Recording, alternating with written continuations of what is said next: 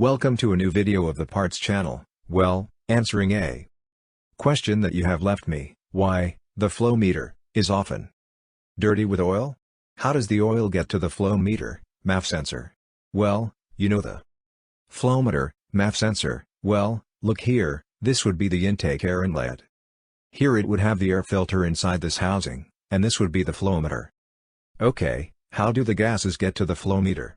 Well, here we would have, this is the rocker cover or valve cover, and here we have a decanter. As I say, the decanter is behind the flow meter. While you start the engine is running, the cylinders are absorbing the air and the gases that are produced, or the oil vapors that are produced in the engine, as the oil temperature rises, and then, while the engine is running, as I say, the vapors would not get here, but at the moment you stop the motor with the motor hot, what happens?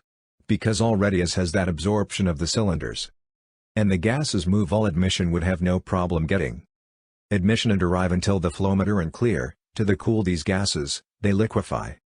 They become liquid oil, and that is why you find the flow meter dirty with oil, which should be cleaned every so often. It is not that you do it daily, but hey, take advantage of it. Every time you have to change the air filter, well, take the opportunity to look, see how the flow meter isn't well, because they sell some liquids that are used to clean it, very carefully.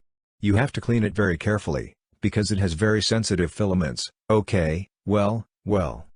There you have the video. If it has been useful, do not forget to give a like and subscribe to the channel.